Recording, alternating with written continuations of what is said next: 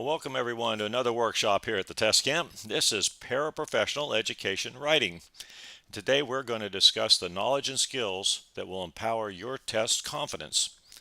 Now, those of you joining us live online, we'd love to have you here in person, but of course you're welcome to contribute your comments anytime. We're going to include them right up here on the discussion boards. And if you join us on demand directly through the YouTube channel, well, of course you can pause and restart or replay your video anytime. So this workshop is one of 3 in our series called Paraprofessional Education. Feel free to ask me any questions during the workshop and I'll repeat them for those listening in the recording. And we got one right over here. Thank you. Yes, so the test you're taking is called ParaPro Assessment. Well, every state has a little bit something different, and we are going to talk about that test. That's one of the more popular ones, so we will be talking about that one today. Very good question, thanks. That's actually part of our sample here. All right, so the motto here at the Test Camp is prepare, practice, and perform. You've probably heard that everyone who finishes their training here passes their tests, and the reason for that is because while you're practicing your test skills, you're learning the test content at our training sites. So you can expect to perform with test confidence. To prepare at the Test Camp is to gain knowledge about the test, but also about yourself. It's the first step in becoming a skilled test taker. And we start by learning the test blueprint. Now, many of you have participated in the teacher career workshops. How many have here? All right, some of you have. So you did them online, so on demand. Okay, so you know the blueprint is the first indicator of how well you're going to perform on a test. You're going to know the test, what's on it, the content, right, and the rules for what's going to be expected of you. That helps you then create what we call My Study Plan, a schedule that includes reviewing and studying the test content. Now, this plan will also guide you through the test skills training. All right, here's an overview of the test called ParaPro Assessment. There you go. That's the one you're going to be taking, it sounds like.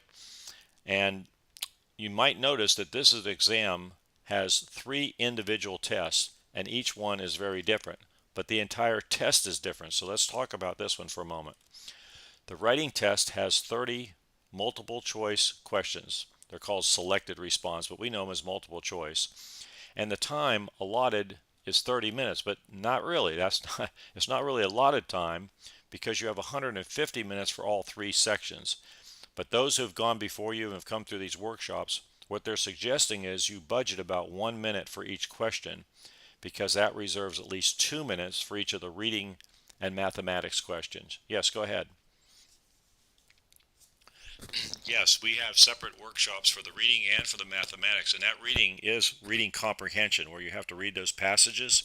So that's why you want to have more time reserved for those. Good question.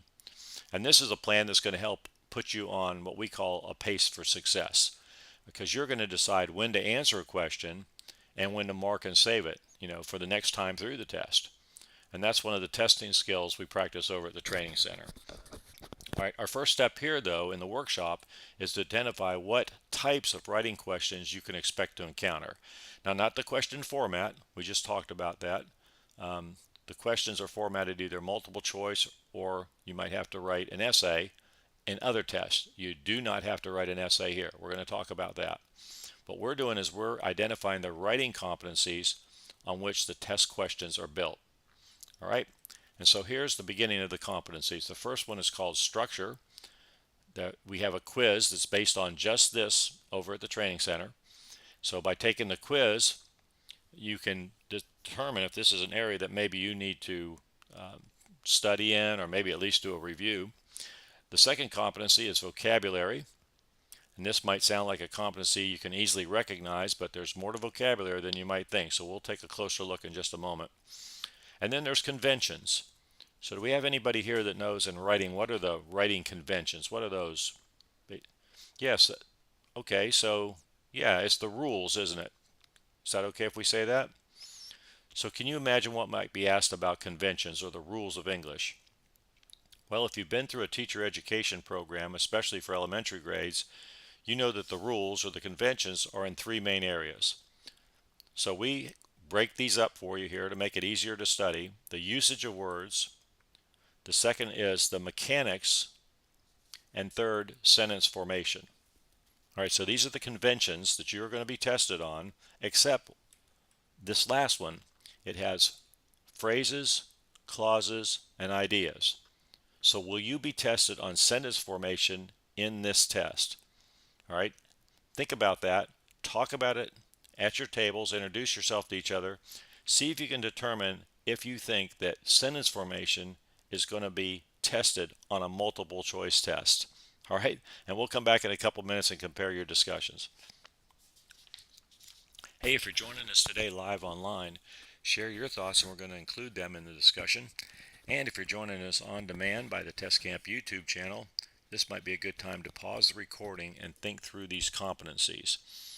Which one is least likely to be addressed on a multiple choice test? It is sentence formation. All right, we'll be here when you restart the video.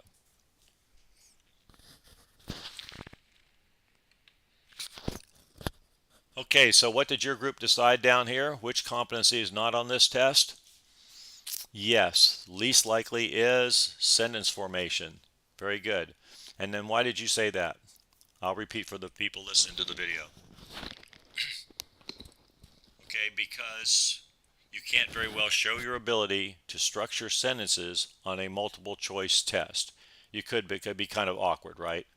So how would you get your students to do that? If you want them to be able to prove to you they could write a sentence, what would you have them do? Write sentences. There you go. Or in some cases to have them write an essay. But again, on this test, we want to make sure that you understand you are not required to write an essay, at least not for the ParaPro assessment test.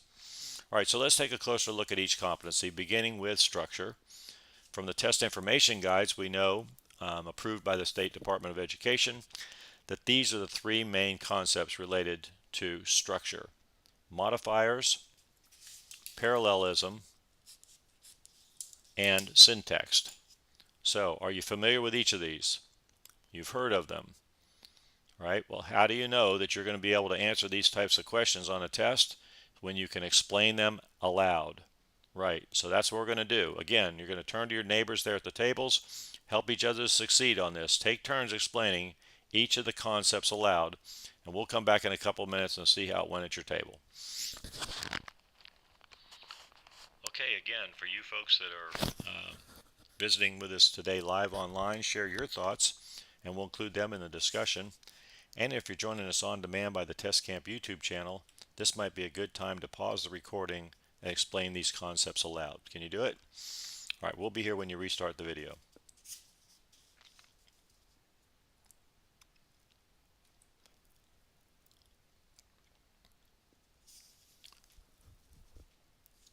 All right, so during the discussion here, we've been explaining the concepts to one another. How well did it go? How about this table? Oh, not that well. Why not? Why do you think this is so difficult? Modifiers, adjectives, the adverbs, that sort of thing. Oh, because you haven't seen these in quite a while. Parallelism, you had to be reminded of that. And syntax. Okay, well, we explain all that over at the training center, so this will not be a problem for you. This is pretty much middle school curriculum. It's just that you needed the reminder.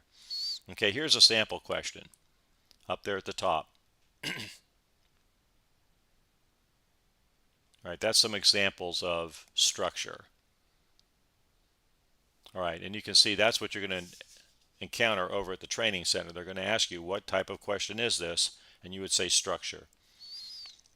Okay, the second type of questions are based on the competency vocabulary. This can be thought of also in three main concepts: the meanings and definitions of words, the selection of proper words according to the meaning, and considering how it might sound to your audience, so diction and tone.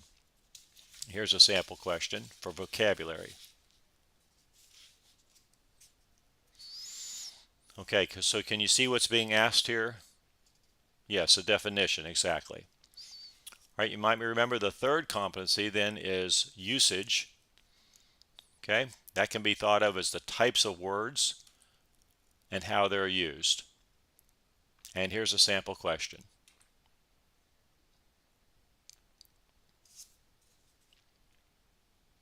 So that's word usage. The fourth competency then is mechanics, and this competency includes spelling, punctuation, and capitalization.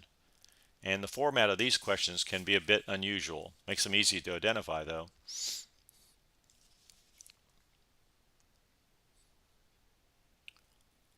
All right, so there we have it, the four competencies,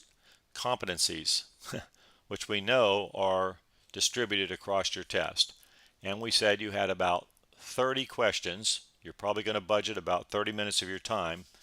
So can you see now that when you can identify a question by the competency, you're one step closer to choosing the correct answer, right? It just kind of makes sense. Now, what do you know about the percent to pass? Well, the percentage recommended is 80%, and this is what's required on the quizzes and tests during your training here at the test camp. So, for example, if you did have 30 questions, 80%, so to pass your goal would be 34 or so. Yeah, the more the better, but if you can get at least 80, you're likely to be good. But be sure to check the required score in your area. Even if you're taking the same test as some other people, your area might require more, either your state or maybe even your school district. All right, let's so consider those competencies in a different way. Again, you're going to talk about this at the tables. Which would you choose? If you could take a writing test today, but it was built on just one of these competencies, which would you choose? Which is your strongest area today? Which is most challenging? And how do you plan to study or review for a test like this? All right, talk it over with your neighbors for a couple minutes, and we'll come back as a large group. All right, so again, if you're joining us today live online, share your thoughts and we'll include them in the discussion. And if you're joining us on demand by the Test Camp YouTube channel, this might be a good time to pause the recording and do a little bit of self-reflection. Which would you choose and how do you prepare for standardized tests? We'll be back when you restart the video.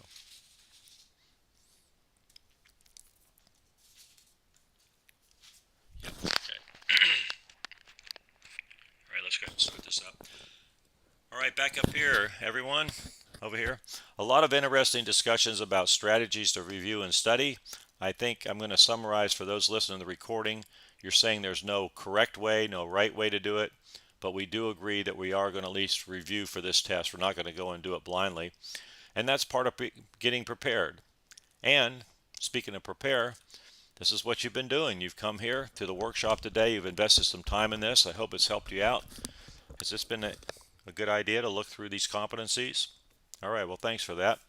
I appreciate that. Another way to prepare is to select the tools you might need and the best and most reliable resources for guarantee that you pass on your first attempt. And so what you're going to see along the way during your training is signs like these. These are encouraging messages that come from those who have gone before you. We post them. And their message for this is to avoid spending your time and your money on expensive resources that you just don't need. Commercial webinars are a good example. They're saying that you need to avoid this because why pay for free test information and free strategies and where you can't even practice the strategies anyway. So they're saying to avoid commercial webinars. Expensive tutors and tutoring companies might be an option for more challenging tests, but of course not for this one. This only goes through middle grades curriculum. Overpriced study guides are also out there and sold for profit. Anybody had any experience with study guides? And what are you seeing that they're charging for those? Up to $40 or more, right? Well, many study guides are available either free or they're very inexpensive. We'll show you how in just a minute. You can get one of those if you really want to. And then a more effective and inexpensive resource is textbooks. This is what the people who have gone before you are saying. Now that you've known the competencies, just use textbooks to review and study the test content. All right, but in the training center, there's a section called My Resources. This is the area where you can find the most popular and up-to-date resources. We go through all these. They're suggested by others. And again, many of them are free or very inexpensive. You can see the study guides there. You can get used copies for $15. Yeah. Yes, ma'am. Yeah, that's through Amazon. Right, it comes to your house in about 2 days, I think. I know I got one. All right, so your pass here provides permission to these training areas. Now that you're going to prepare, you're going to spend more time practicing. This is what's being recommended by those who have gone before you. Instead of investing a lot of time on and money on resources, invest in yourself. Go ahead and practice these study skills. You can see that you're going to get the access to all of these activities. Up there at the top is My Test. That's the activity that enables you to check the blueprint. See how well you actually understand your test, everything we've talked about here today. There's also a PreTest there before you begin training. And this is the test camp problem solving system. The first step is finding that correct answer is to go up there like it says at the top. Identify the type of question by the, what have we been doing here today? The competency, right? And has that been helpful to you? Yeah, it's not just a writing test, it's really a test about those competencies, isn't it? Then there's a quizzes and a test section too. This provides an opportunity to practice your test skills while you're assessing your test content knowledge. Okay, shows you where to go and review and study. And the questions are based on the competencies, so questions and answers change randomly on each attempt. Over in the test area, there are practice tests, which features like those you can expect to find on test day. And as you complete the training activities, you can earn points towards a professional test certificate by taking that post-test, and that guarantees your success. Then expect to perform with confidence that comes from knowledge and skills earned during the training. So let's go ahead and get started on that. There's no better time than now to empower your test confidence.